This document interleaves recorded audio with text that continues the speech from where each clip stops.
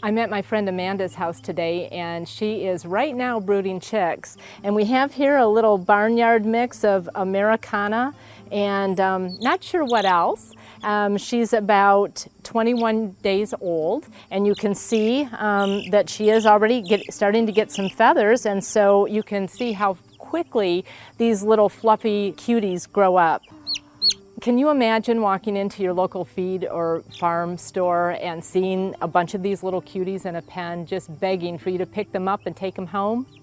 Unfortunately, people often impulsively buy chicks, and then they get home and they realize, I have no idea what to do next. Aren't you glad you're not in that group? You're prepared, and I'm going to show you how.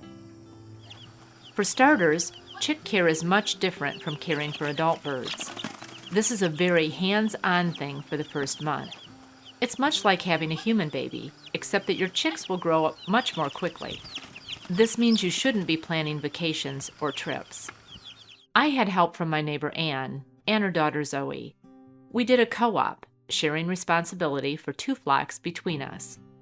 Also, you don't have as much time as you think you do to get the coop ready. Before you know it, your chicks will be pullets and way too big to be kept in a small enclosed area. A few additional things I want to quickly note here. First, think about where you will be getting your chicks. The hatchery where I purchased my chicks was only 2 hours from my house, so I was able to drive and pick them up.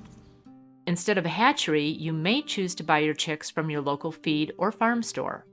But if you need to have your chicks shipped to you, there are a few things you should do. First, have the local postal or freight service hold them for you to pick up as opposed to the box being delivered right to your house. The shipping process is stressful to chicks, and the quicker you can get them into their brooder, the better.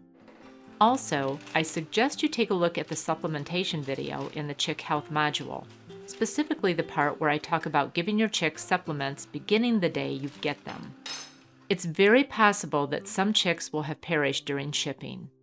For this reason, you may want to make sure small children aren't around when you open the box. I suggest you open it in the presence of the postal or delivery staff so that you have a witness to the chick's condition as you receive them. When you get your chicks home, get them into a heated brooder immediately, as they have likely been away from the sufficient warmth for a couple of days.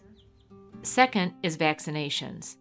You need to know in advance what vaccines, if any, have been administered to your chicks. Some hatcheries vaccinate for Marek's disease and/or coccidiosis. Some allow you to choose vaccinations you want, while others do not even offer vaccinations. I'll share more about vaccinations in Chick Health. Third, you should think about the time of year to get your chicks. Most people get them in the spring, with the idea that they will be laying eggs by fall. This is also when hatcheries have the most chicks available. If you live where there are extreme cold and snowy seasons, getting your chicks in the spring avoids exposing them to that kind of climate extreme. In the rest of this module, we are going to cover the basics of chick care. And by the time we're done, I am confident that you will be confident about raising your chicks to healthy adults.